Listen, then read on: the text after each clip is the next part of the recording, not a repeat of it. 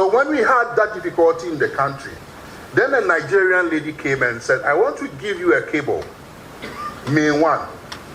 As a Bratton is here, within about 3 weeks or so, we put together to draft a license. And in fact, we were even hesitant to take a licensing fee or application fee, because it was a dream come true that somebody else was bringing a fiber cable and it will solve your capacity and price issues. Then another followed, which should be Glow. So you may not understand how come Glow won over Wahid Telecom, which was 100% equity. They had so much money. But Glow was coming with the fiber cable. We gave them the license not because we wanted them to sponsor Ghanaian League 2 years before they started operations, but it was because we needed that cable so badly. And then we had Wax and we had Ace.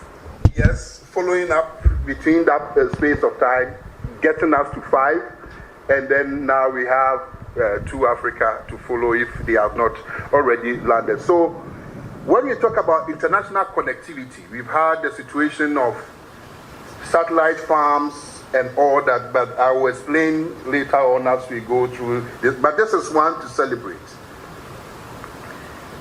Our fiber across the country, that is a difficult one.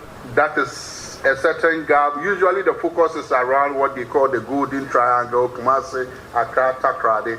Now you see the eastern going to Elubu, and I know some work is going up western north. The eastern fiber to the north through Volta and all that. And all these. Is this the ultimate? I will leave that for the panel discussion as they even also talk about metro fiber. I would like us to go down into history.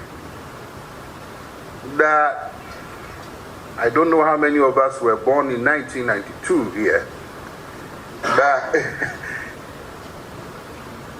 those times, if you needed to talk to someone abroad, you actually record the message on a cassette and post at the post office. And then the person will respond to your message by also recording on a cassette to bring it back to you. You could go to the post office and queue, and you'll be told the time where your call will come in. So when we had Mijina Bontain and Maker say, Mobitel, they coming in, they were licensed, and one thing with our market is that it's synonymous with our democracy. So in 1990, just as we were looking at referendum and new constitution, so we had the first authorization to operate a mobile telephone. Mijina Bontain and Maker say Mobitel came. 900 rich people went for that service. It was not for everybody who you meet in the corner and is pressing their phone. These were specialized people, you know. Some of them, when they were working around, their phones were in a certain basket that somebody is holding. Because the Mijina Bontain America say it's like a whole chop box that you are taking to Atubota school. Okay, so you can see the trend as to the growth of doubling up almost every year. This is the 90s, doubling up almost every year to 2000. But it was not the work of only Mobitel. 2 years after it started operations, we also had Celtel. And they were very much in Accra. So they brought in a certain focus, a certain capacity, and they helped that doubling up by the year. We'll send you a message that now come and bring deposits and pay over certain months or week, and you have a device. So this policy, even though it's yet to be in effect, some of you have started, and we very much appreciate that. We want to assemble and even produce our own devices in this country. for various reasons. Youth employment, security, and all that. But who are the partners to let us accomplish this? During COVID, the operators did well. Zero-rated websites and all that. I don't know whether it still exists, but we are not asking for zero-rated for Netflix. We are asking for education, health, and agriculture connectivity. So if you can find in your CSRs to address this for us, it is the policy recommendation. Then to this house, transition to technology neutral. Indeed, some of the bands which are currently in use could be used for 4G, 5G, and all that. How soon are we going to have that transition? So to look at the opportunities for partnership, migration from 3G to 4G, the reason is that 3G was an improvised technology. It was not really meant for data speeds. 4G is the ultimate. How do we make better utilization of the 200 megahertz for it to be used for 4G? Fixed broadband to homes and offices is also quite low. Fiber to homes is a challenge. Now we hear satellites to homes on their way. Who are the partners to help us get there? Promotion of our locally developed applications, services to become unicorns. Indeed, we are ready to accept all manner of applications from other countries. But for those that are developed in our country, how well do we promote them? When you go to Korea, even though you have the foreign ones, but the first that you could associate with is one which is in Korean. And probably as partners, we can do better to have unicorns. Then locally manufactured and assembled, and development of digital competencies. If you give us all computers and we don't know how to open it, there will be no connectivity. So the competencies are also very important. So I'll end here and say, let us be all partners bridging the digital divide. Thank you very much.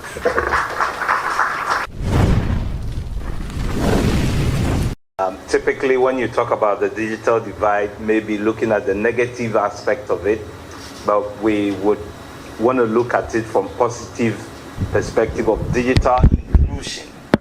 You know, that's when you put it the other way around. Now, traditionally, when you talk about digital divide, we're looking at access, we're looking at time to create these assets, and then also the speed. So the question, and all of you could take it as your preambles. So what are you in your particular organization doing? So on the MTN side, I mean, there are a lot of things we're doing, but let me start off with, maybe a characterization of how we think about connectivity and bridging the digital gap, and what our role as an operator really is. I mean, for us, we look at three main dimensions. The first one you can think of as connectivity. The second one is your entire end-to-end digital experience. And then the third bucket is your financial experience or financial inclusion. Today I'll touch more on the connectivity part, but happy to share more thoughts on all the different verticals. On the connectivity part, I mean, you would have heard our strategic intent is to lead solutions, digital solutions for Africa's progress. And in doing that, there are a number of different frameworks that we use to achieve that. The first one is CHASE, where C means coverage. Under coverage, we talk about basic connectivity around fiber connectivity, but also mobile connectivity. And today we're thinking also about home connectivity. How do you bring home broadband to people at home beyond just the mobile connectivity? Because we see since COVID a massive shift towards home dependency when you're thinking about how to be productive for work, an SME trying to enhance their business. These are all dependencies that people have, and these are all areas that we look at. Of course, as part of the connectivity framework, you're looking at two main things: inland fiber connectivity, as well as undersea cable connectivity. These are all areas that we're looking to continue to drive growth in. And you would have seen recently, and it was great to see on my good friend Kwame's presentation, that 2Africa is actually in there, and because our partner company Global Connect is actually pushing that. We see the growth on connectivity to be significant. Today, a lot of people will talk about data pricing and all of that, but a large part of the reason we can't be as competitive as other markets is a lack of basic connectivity infrastructure. So for us, the C in Chase is a massive C. I mean, it's probably the most fundamental element of how we can bridge the digital divide. Of course, in that C for coverage is also rural coverage, and you would know that MTN partnered with Huawei to develop the Rural Star solution in collaboration with the Ministry of Communications and Digitalization. And we came up with a solution that reduced the cost to deploy to rural areas by approximately 40 to 60%, depending on whether it was OPEX or CAPEX. And all of this is geared towards allowing access and getting some of the rural areas and the communities that we are. Of course, today we're looking at the partnership with my good friend on my left on the GIFEX side with the 2016 site. So we're part of that program as well, I hope. And and we'll continue to partner government in a PPP to enable rural connectivity for that. Chase, H in Chase is really for handsets. And what that means is, at the end of the day, I think Kwame said it as well, you can do all of this, but if people don't have the devices to connect, then you really don't have that in the chain. So on a handset side, we're doing device financing, but we'll also do a number of other things, work with different resellers. As you know, MTN doesn't buy an inventory handsets. We partner with local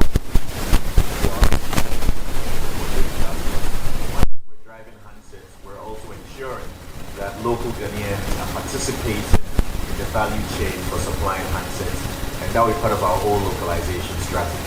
But handsets is big for us. Devices, you see, we subsidize things like TurboNet by about 60-70%, just so that people can get access. And that continues to be a deliberate strategy for us to get indexation around devices and handsets much higher. A is for affordability. Here it's a bit challenging, of course, as you're an SME, but we'll continue to work with government. Some of our initiatives to drive affordability around pricing, but also value. Again, a key strategic pillar for us, and we'll continue to work with government and everyone else to make sure these things happen and avoid situations like data zone, obviously. So affordability is a big one. And again, just to mention the point that I talked about earlier, I get the question a lot about why can't you have things like all-you-can-eat bundles that they do in the West? Why can't you just reduce your price on data and all these other things? And again, I just want to emphasize, for purposes of the questions, that affordability has a lot to do with your infrastructure and your cost of production. In 2004, we were set up as Giftel because the telephony focus was clear. At that time, as you saw Kwame make fun of all the old people, which actually includes me. Although people sometimes mistake me for being so youthful. But we went through all that, making the tapes and sending them and going to Ghana Telecom office to wait for a call from abroad and so on. We went through all that. So Giftel was to have a telephony focus because at that time access was really key, and we were trying to find every means possible to have everyone have access. So Giftel in 2004 came about, and my predecessor, who actually came back, Mr. Kofi Asante, Honorable Kofi Asante, started it with the ministry and so many chief directors I know that were involved in setting up Giftel. But by 2008, Giftel had been changed to GIFEC because when the Electronic Communications Act was assented to or came about, it was clear that we needed to have a broader mandate. And now so many people talk about meaningful connectivity, not just connectivity, but meaningful connectivity, which at GIFEC we look at as connectivity not only in terms of access, but affordability and quality as well. So we're pursuing meaningful connectivity, and again, that in many ways ties in so much with the foresight that the people that formed GIFEC were able to have even back then. So GIFEC, we have three main programs, which is our rural connectivity program, our cyber labs program, and then our ICT capacity building programs. So those three things in many ways form the basis upon which we really tackle meaningful connectivity. So we're out there making sure that the underserved communities, the unserved communities have access. We're able to connect everyone. And then from there, we look at cyber labs as the devices, as MTN was talking about, that when people have access, they also need the devices to be able to actually utilize the access, all right? And then finally, they need the capacity or the knowledge, the education bit, to be able to utilize the devices and be able to use the access that they may have. So that's what we've been pursuing. We're very happy and thankful that our founders found it necessary right off the bat to make sure that GIFEC is set up on a collaborative, in a collaborative fashion. So right off, you look at the GIFEC board, is pretty much split between industry, the industry forum, and then government, almost half and half. So we very much are in the middle of partnership. When you say public-private partnership, that's how we've been set up. And then the collaboration is also part of our vision, to make sure that we collaborate with stakeholders to achieve the meaningful connectivity in the unserved and underserved communities. Now, when we also talk about unserved and underserved communities, we always want people to remember it's not just spatial. It's also in terms of segmentation or segments of society. So it's not just in terms of geography, let's say the rural areas that don't have access, but it's also segments of our population or subpopulations who are sometimes left behind. We tackle that on a regular basis as well. Thank you. Digital divide within government, you find out that government in general do not have the needed infrastructure and connectivity that is required for this so-called digitalization that we're talking about. And so what NITA we are doing right now is trying to focus on providing the needed infrastructure for government to make sure that a government agency, wherever you are, you have the needed infrastructure to be part of the digitalization, because government sits at the core of this whole digitalization agenda. They want to receive certain services and all those sort of things. These are provided by government, and so the government agencies need this infrastructure that is required to be able to provide. And so I think we've launched what we call the e-government connectivity project, where what we are trying to do is to enable a minimum of a gigabit capacity in every district. We enable that as a government network POP, and then from there we can do a last mile connectivity within that district to that point of presence, to ensure that all health facilities, all police stations, all other government agencies can be connected to this district POP, and then their capacity backhauled to the government service nodes, that's the data centers, which already has been built, and then services can be provided for these government agencies. Of course, once you do these, you provide this connectivity and all that for them, you also look at the digital literacy as well. And again, within government, there's a lot to be done so far as digital literacy is concerned. So there's a number of programs, I think some through the FED, some through Kofi Annan ICT, some through even NITA ourselves, through our partner agencies, to retrain the government employees to ensure that we equip them with the basic skills for them to use this infrastructure, to use this facility, these technologies, to be able to be more efficient, to be able to provide the services as it is. So across governments, that is what we're doing as NITA for the time being. And I'm sure when we get into the conversation more on the issue of connectivity generally for the country. I'll share my thoughts on that one as well.